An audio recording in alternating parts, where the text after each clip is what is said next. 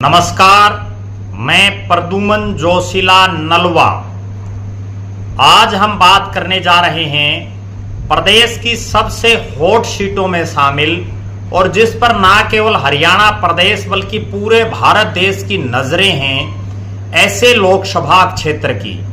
जी हां, इस लोकसभा क्षेत्र में पिछली बार जीत से ज्यादा हार के चर्चे पूरे देश में रहे और लोकसभा क्षेत्र का नाम है रोहतक लोकसभा क्षेत्र।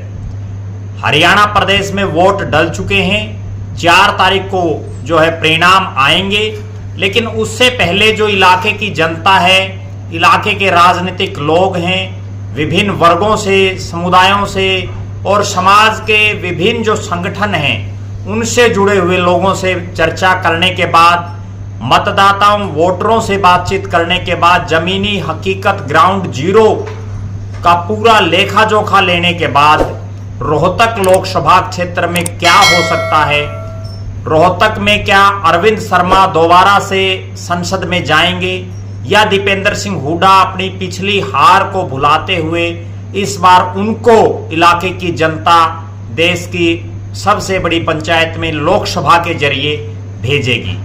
चूंकि दीपेंद्र हुड्डा अभी फिलहाल भी सांसद हैं और वो वर्तमान में राज्यसभा के सांसद हैं, अरविंद शर्मा लोकसभा के सांसद हैं और दोनों ही वर्तमान जो सांसद हैं वो रोहतक की लोकसभा सीट पर आमने सामने हैं। जो निचोड़ निकल करके आ रहा है उसके मुताबिक झज्जर जिले की 4 विधानसभा, रोहतक जिले की 4 विधानसभा और रेवाड़ी जिले का कोसली हलका, 9 विधानसभा क्षेत्रों की रोहतक लोकसभा क्षेत्र में 4 विधानसभा क्षेत्र ऐसे हैं जो दीपेंद्र सिंह हुड्डा को बड़ी जबरदस्त बढ़त दे रहे हैं।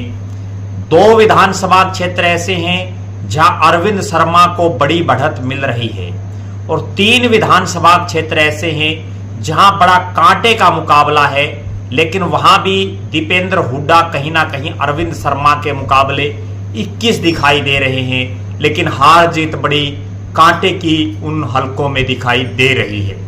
अगर सिलसिलेवार तरीके से बात करें तो दीपेंद्र हुड्डा को सबसे बड़ी जो लीड मिल रही है वो उनके पिताजी जहां से विधायक हैं, चौधरी भूपेंद्र सिंह हुड्डा, गढ़ी सापड़ा किलोई से जो आकलन आ रहे हैं उसके मुताबिक 45,000 से और 50,000 के बीच में कहीं भी दीपेंद्र हुड्डा किलोई विधानसभा क्षेत्र से जीतते दिखाई दे रहे हैं। यहां भारतीय जनता पार्टी ने भी बहुत जोर लगाया दीपेंद्र सिंह हुड्डा को रोकने के लिए। सतीश नांदल जो बीजेपी के नेता हैं, चौधरी भूपेंद्र सिंह हुड्डा के सामने कई चुनाव लड़ चुके हैं, उन्होंने पूरा दमखम लगाया और उसी का नतीजा है कि जो ये लीड है वो बहुत ज्यादा नहीं बढ़ पाई पिछली बार की तुलना में।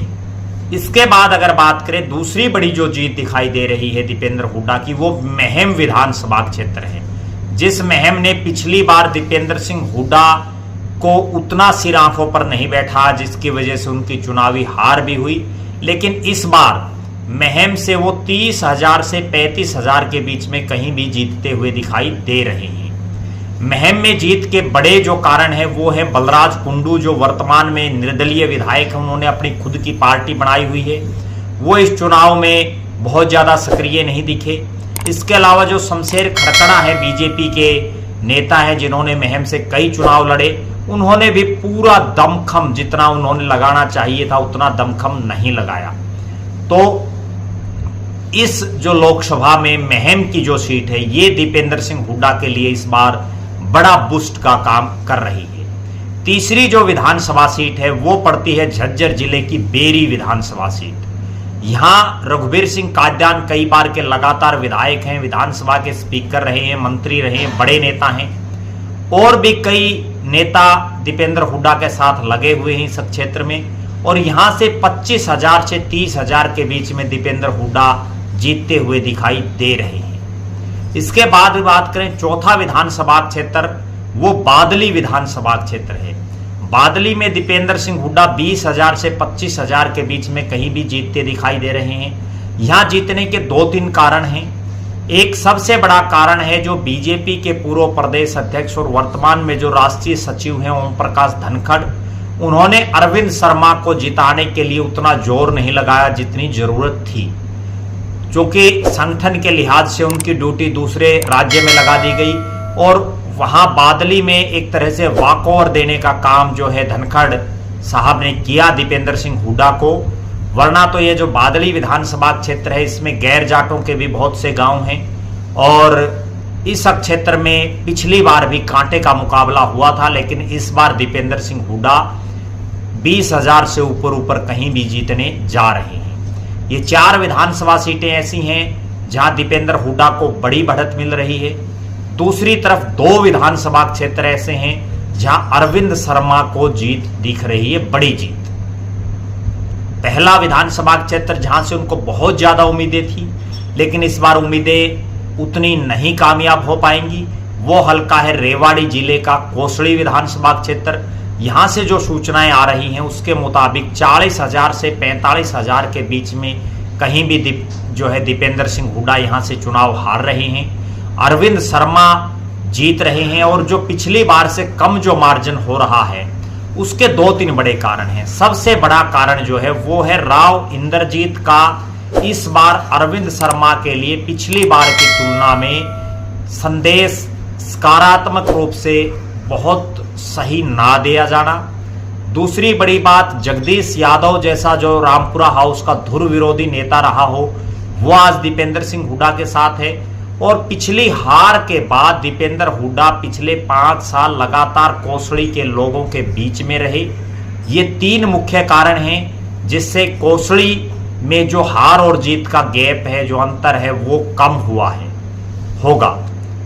इसके बाद जो अगला हल्का है वो रोहतक शहर है।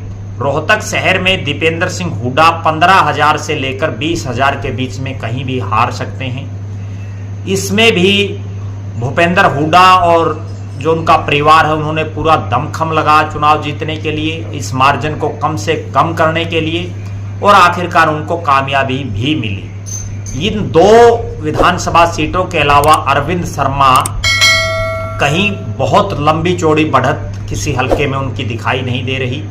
3 विधानसभा क्षेत्र ऐसे हैं जहां बड़ा कांटे का मुकाबला है, जिसमें अगर सबसे पहले हम बात करें झज्जर की, जो झज्जर शहर का जो हल्का है, झज्जर विधानसभा क्षेत्र में बेशक कांटे का मुकाबला है, लेकिन जो सूचनाएं मिल रही हैं उसके मुताबिक यहां से इस बार दीपेंद्र हुड्डा चुनाव जीतेंगे। वो 5,000 से लेकर के 10,000 के बीच में कहीं भी झज्जर से चुनाव जीत सकते हैं। इसके बाद 2 विधानसभा क्षेत्र हैं जहां बिल्कुल कांटे का मुकाबला है, कलानौर और बहादुरगढ़।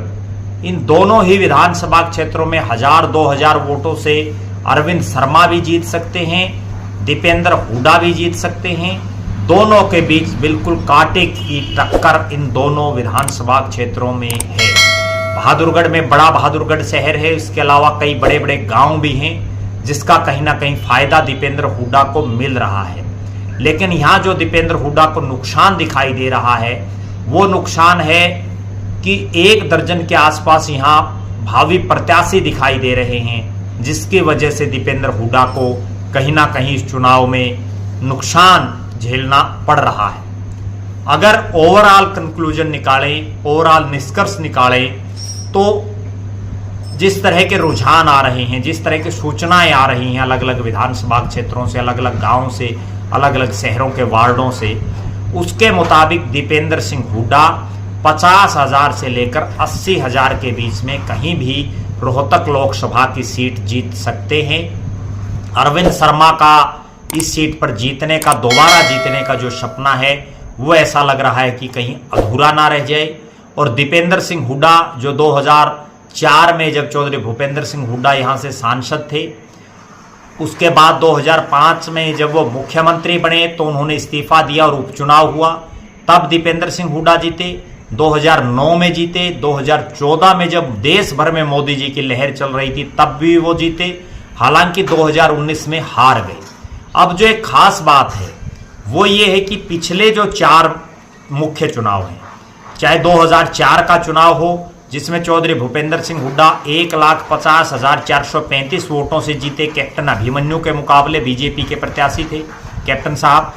2009 में जब चौधरी भूपेंद्र सिंह हुड्डा प्रदेश के मुख्यमंत्री थे तो उस समय दीपेंद्र हुड्डा लगभग 4.5 लाख वोटों से 4,45,736 वोटों से वो जीते। रिकॉर्ड तोड़ जीत उनकी रही।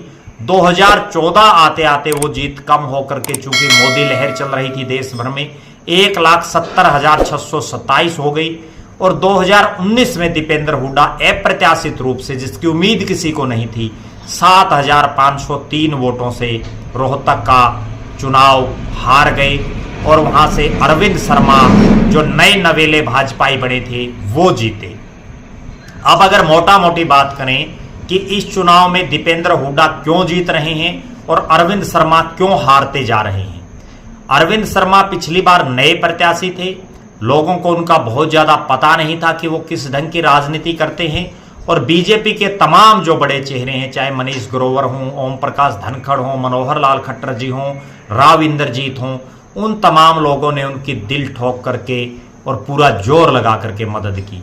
लेकिन जब अरविंद शर्मा जीते तो उन्होंने एक अहम पाल लिया, और वो अहम ऐसा हुआ कि मनोहर लाल खट्टर जी से अनबन कर ली, उसके बाद उनकी मनीष ग्रोवर से अनबन हो गई, राव इंद्रजीत और ओम प्रकाश धनखड़ के साथ भी बहुत ज्यादा प्रगाढ़ संबंध बनाने में वो कामयाब नहीं हो पाए। यही कारण है कि इन चारों ही नेताओं ने बहुत ज्यादा जोर, बहुत ज्यादा दमखम इस बार अरविंद शर्मा को जिताने के लिए नहीं लगाया। दूसरी तरफ जो उनकी छवि है, जिस तरह से वो काम नहीं करवा पाए रोहतक में उस सतर पर, जिस सतर पर एक सांसद को करवाने होते हैं, उसका भी उनको खामियाजा भुगतना पड़ रहा है। दूसरी तरफ दीपेंद्र सिंह हुड्डा लगातार पिछले हारने के बाद भी 5 साल रोहतक लोकसभा के लोगों के बीच में रहे। राज्यसभा सांसद होने की वजह से उन्होंने लोगों को ग्रांटें भी बांटी, और चौधरी भूपेंद्र सिंह हुड्डा और उनका पूरा परिवार लगातार रोहतक लोकसभा क्षेत्र में सक्रिय रहा। पिछले 3-4 महीनों से तो दीपेंद्र हुड्डा और उनका पूरा परिवार पूरी ताकत झोंके हुए है रोहतक के इस गढ़ को जीतने के लिए। अगली जो बात है, दीपेंद्र हुड्डा की जो छवि है, इतनी बार 10 साल से जिनका पिता मुख्यमंत्री हो, जो खुद 4 बार सांसद हो, इतना पढ़ा लिखा हो, विदेश में पढ़ा हो, उसके बावजूद लोगों से बड़े सौम्य तरीके से बात करना, लोगों के बीच में रहना, ये कहीं ना कहीं उनका एक प्लस पॉइंट है। इन सब के बीच एक बहुत बड़ा जो अंतर है वो ये है कि दोनों नेताओं की मैनेजमेंट में, दीपेंद्र हुड्डा की जो मैनेजमेंट कर रहे हैं, चाहे वो प्रोफेसर वीरेंद्र सिंह हों जो राजनीतिक सलाहकार रहे हैं, चाहे जयदीप धनखड़ हों जो अभी कांग्रेस पार्टी के प्रदेश के महासचिव बनाए गए हैं, ओवरऑल इंचार्ज उनको बनाया गया है, और चाहे जो मीडिया की मैनेजमेंट है, चांदबीर हुड्डा हों, ये तमाम नेताओं ने, तमाम दीपेंद्र हुड्डा के साथियों ने इस तरह से मेहनत की कि वहां हारी हुई बाजी को जीतने का काम कांग्रेस करने जा रही है। दीपेंद्र सिंह हुड्डा और चौधरी भूपेंद्र सिंह हुड्डा और उनका परिवार करने जा रहा है। हालांकि अंतिम जो परिणाम है वो तो 4 तारीख को ही पता चलेगा कि कितने वोटों से दीपेंद्र हुड्डा जीत पाते हैं या पासा पलट भी जाता है, क्योंकि राजनीति में जहां 13-13, 14-14 लाख वोट पोल होते हों तो वहां 20-30, 50 हजार की हार और जीत कभी भी किसी की भी हो सकती है। उस पर कोई लंबा चौड़ा दावा नहीं किया जा सकता, क्योंकि कई बार वोटर पर्ची कहीं से कटाता है, वोट डालने का मन किसी को होता है और जब ईवीएम के पास जाता है तो वो वोट कहीं और भी दे देता है। लिहाजा हमारी नजरें 4 तारीख पर बनी रहेंगी। आप लगातार हमारे साथ बने रहें। हरियाणा प्रदेश की तमाम लोकसभा क्षेत्रों का हम हर विधानसभा के हिसाब से विश्लेषण कर रहे हैं। इससे पहले हम हिसार और भिवानी के बारे में आपको बता चुके हैं, भिवानी महेंद्रगढ़ के बारे में। आज रोहतक की हम चर्चा कर रहे हैं। इसके बाद अगले जो लोकसभा क्षेत्र बचे हैं उन तमाम लोकसभा क्षेत्रों पर भी हम चर्चा करेंगे। आप हमारे साथ बने रहें। हमारे फेसबुक पेज को लाइक और फॉलो करें, यूट्यूब पर चैनल को सब्सक्राइब करें, बेल आइकन घंटी का बटन अवश्य दबाएं, वीडियो को ज्यादा से ज्यादा शेयर करें, अपने बहुमूल्य कमेंट्स अवश्य लिखें। बहुत बहुत धन्यवाद। आपका अपना प्रद्युमन जोशीला नलवा।